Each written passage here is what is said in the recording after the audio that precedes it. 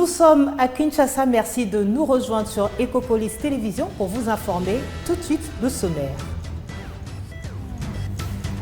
Début ce 17 septembre à l'Assemblée nationale de l'examen de la pétition pour demander le départ de plusieurs membres du bureau de cette institution, dont Vital Kamerhe. Les revendications de ce document portent sur des questions internes au fonctionnement de l'Assemblée nationale. Interdiction aux sinistrés depuis d'avril dernier à Kinshasa de retourner dans les zones autrefois inondées. Cette mise en garde émane de l'exécutif provincial.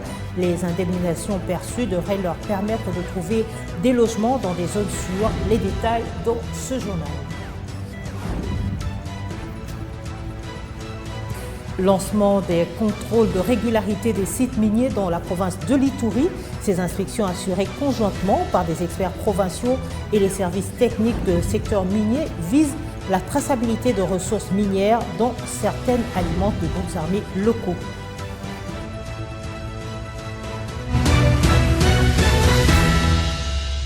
Ouvrons ce journal avec les nouvelles de l'Assemblée nationale. C'est ce mercredi 17 septembre qu'a débuté l'examen de la pétition contre les membres du bureau de cette institution, dont Vital Kamerhe, avec plus de 262 signatures. Le document a été officiellement réceptionné par le secrétaire général de l'administration parlementaire qui en avait reçu copie au cabinet du premier vice-président. Isaac Jean-Claude Chilumbaï, le speaker de la Chambre basse du Parlement, Vital Kamerhe, qui pourrait perdre sa place au perchoir, a accueilli cette démarche démocratique avec sérénité.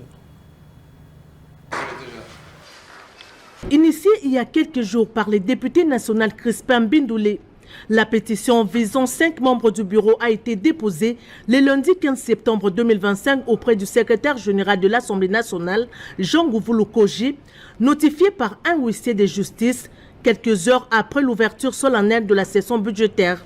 Hier, comme vous le savez, dans l'après-midi, j'ai été notifié par un huissier de justice des pétitions qui ont été initiées par quelques députés à l'endroit de certains membres du bureau.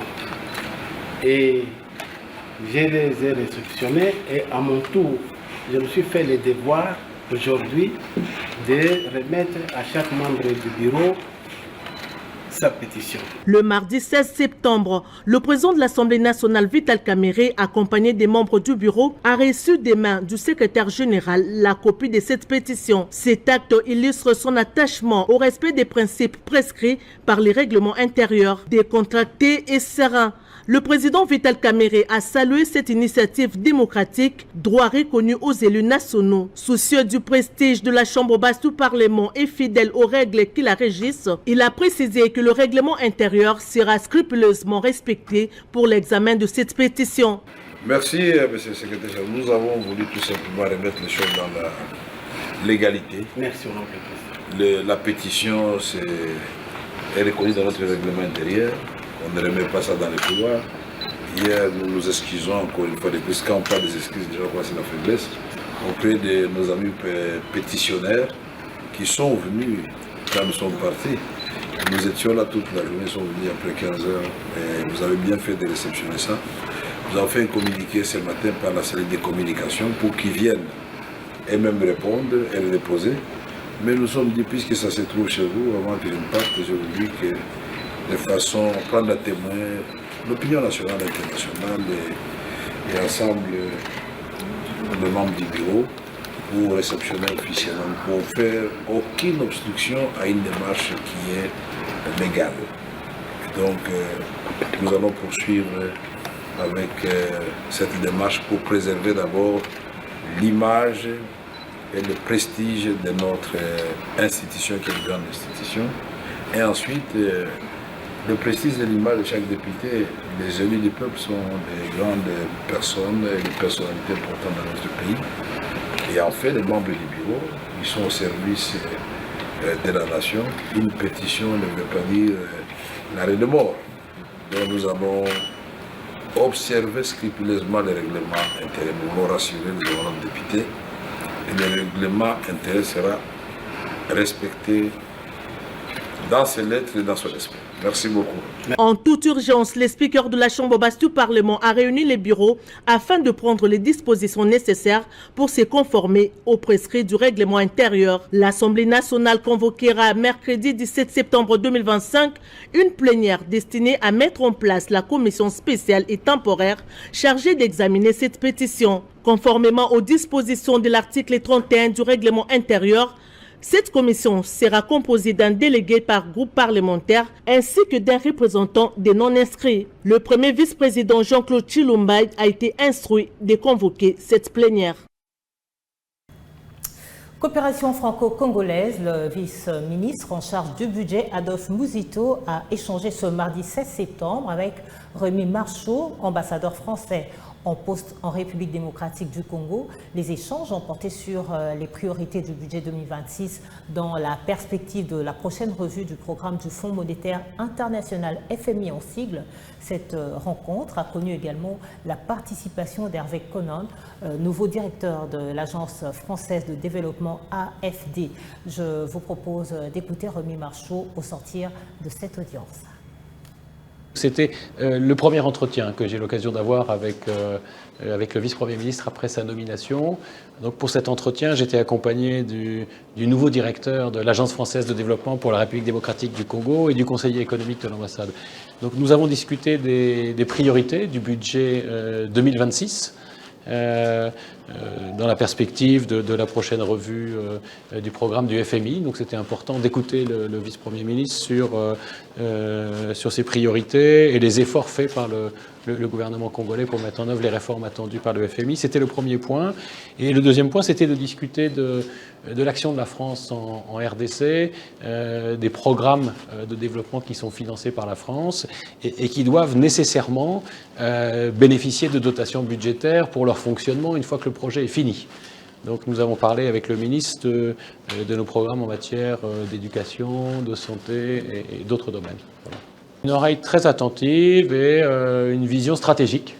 En allant au-delà de simplement l'exercice 2026. Donc c'était pour nous très intéressant d'avoir cette vision sur les années qui viennent jusqu'à la fin du quinquennat. La délégation gouvernementale encore à Uvira dans la province du Sud Kivu a effectué mardi une visite à la plaine de la Ruzizi, située à 35 km de la ville d'Uvira. L'objectif était de s'enquérir de l'état de l'usine de la base agricole de la Ruzizi dans l'optique de la relance de l'industrie agricole dans cette zone. Sur place, les ministres de l'Industrie, de l'intégration régionale et celui délégué aux anciens combattants ont promis des solutions à tous les problèmes posés par les responsables de la dite usine. Je vous propose de suivre à tour de rôle l'ingénieur, chef de la base agricole de la Ruzizi et le ministre de l'Industrie, Aimé Bougie. J'ai expliqué aux excellences les systèmes dont nous travaillons, dont le système de régie et le système d'encadrement communautaire et comment nous collaborons avec la communauté. Nous avons donné le défi, bien sûr les difficultés ne manquent pas, à ce qui concerne la finissage des chantiers de l'usine de maïs et la finissage de l'usine de manioc qui est au moins à 95%. Je pense, partant de tout ce que je leur ai présenté comme problème, et à leur arrivée ici, je pense qu'ils vont trouver des solutions, peut-être à long ou à venir, à notre préoccupation problème. Nous avons commencé par le programme volontariste agricole qui est à Bouéguera. Et là, il s'agit d'une minoterie, ou plutôt des deux. Une minoterie pour le manioc et pour le maïs. Et la minoterie pour le manioc est achevée à 95%, donc il faut un peu plus de moyens pour qu'elle puisse fonctionner à plein régime. Nous nous réjouissons du fait qu'à Bouéguera, où se situe le centre, la base de production du PVA, malgré les difficultés actuelles, malgré qu'ils sont proches de la ligne de front, ils n'ont pas baissé les bras. Ils ont continué à produire le manioc et le maïs, bien que c'est un régime assez faible.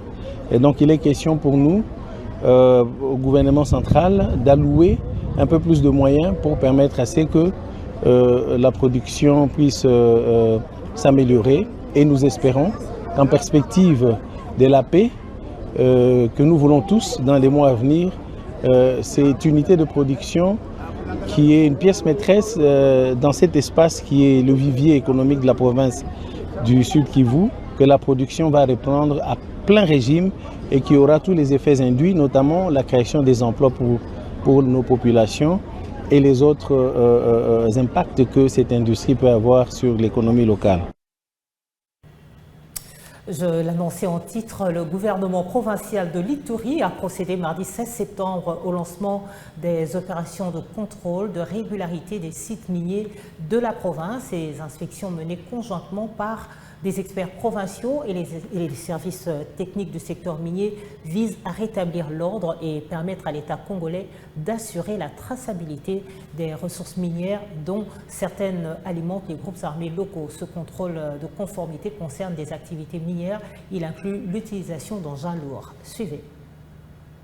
Le tout premier site minier à être contrôlé par ces différents services techniques de l'État, ici en province de l'Ituri, était celui situé au village Jingo, en chefferie de Mambisa, supervisé par la coopérative Umoja.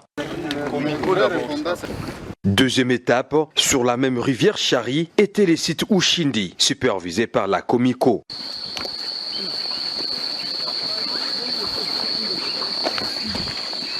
Les sites Vilo 1 et 2, situés au groupement Mangé, en chefferie de Mambisa, supervisés par la coopérative minière Saint-Raphaël, commissariat en sigle, ont constitué la troisième étape lors de ces contrôles.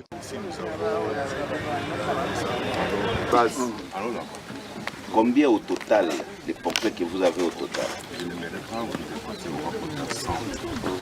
Nous voulons vérifier. Les sites Kerové Gold Mining en groupement Kekpa a été aussi la cible.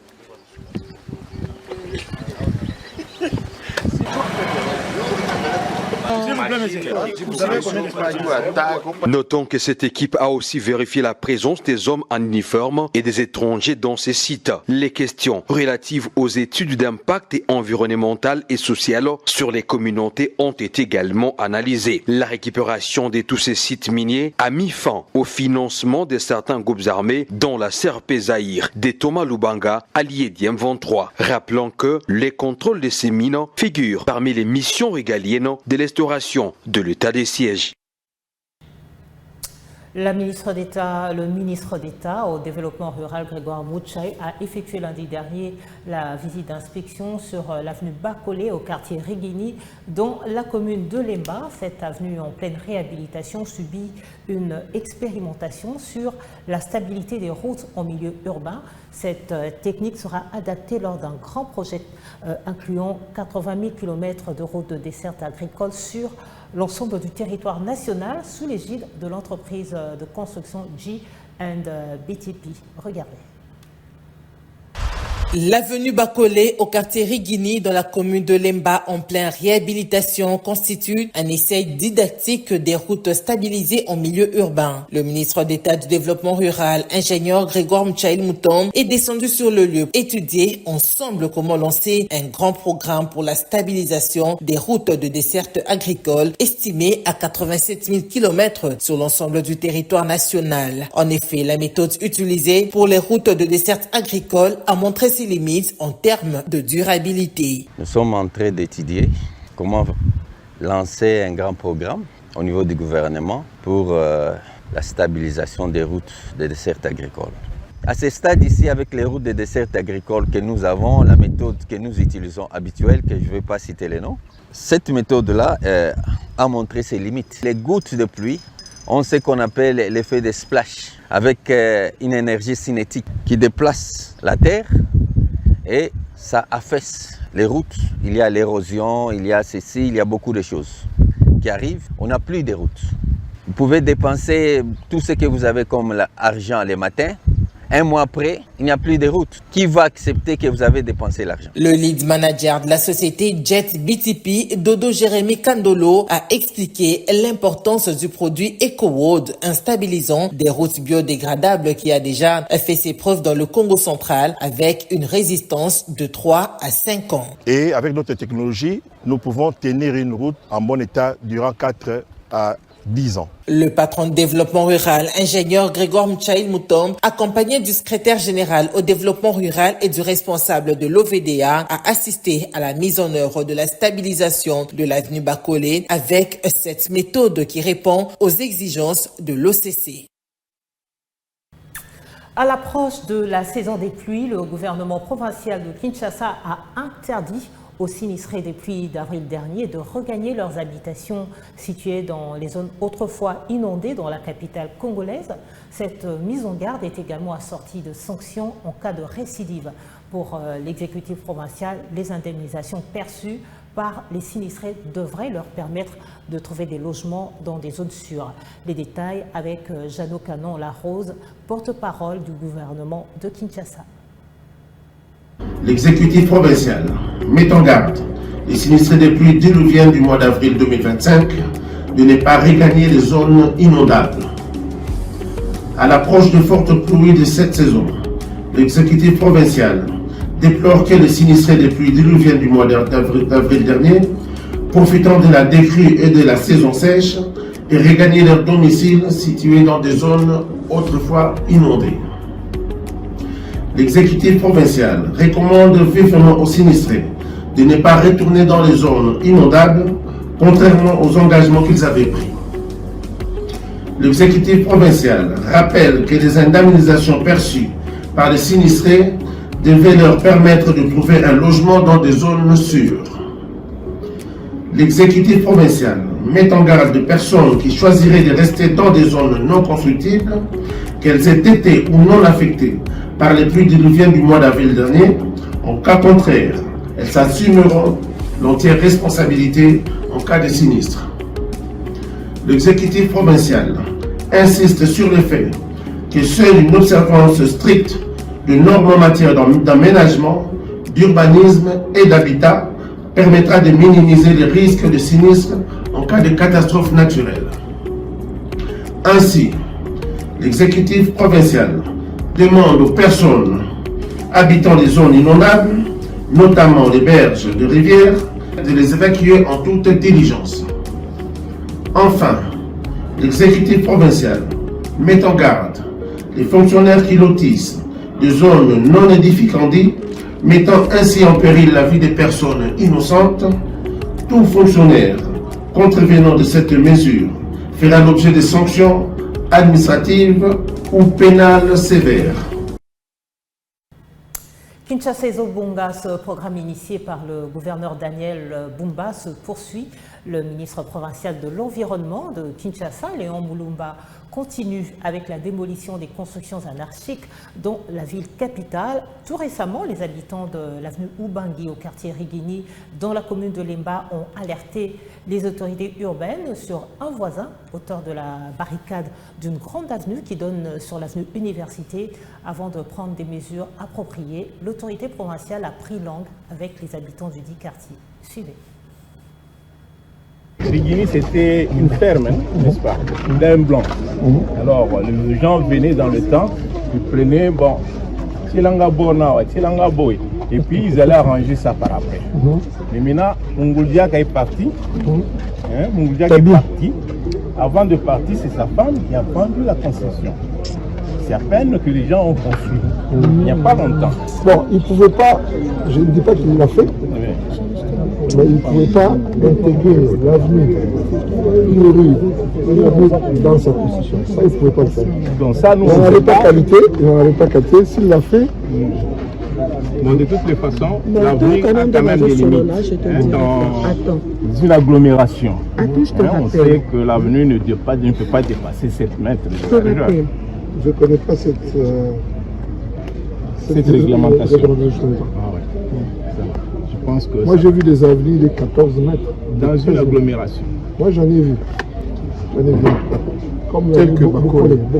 Bakole à 13 mètres. 13 mètres. Bakole. Bakole est un peu plus haut. Bakole 2. Quand vous arrivez au niveau de l'église de Dranamis, cette voie-là, ce n'est pas 13 mètres. Non, c'est beaucoup. Bon, et vos apaisements, jusqu'à preuve du contraire, nous affirmons rien. On attend que les techniciens de l'urbanisme des affaires foncières nous fassent un rapport. Dès qu'on a les rapports, Si c'est le cas, on va venir démolir. Ça va. Ok. Merci beaucoup. Merci beaucoup. Direction la province de Sud-Kivu où la dépouille mortelle du général de brigade Daniel Mwaku a été rapatriée mardi à Kinshasa. Le commandant de la 33e région militaire est décédé vendredi dernier à la suite d'un brusque malaise survenu alors qu'il était en plein service dans la ville d'Uvira.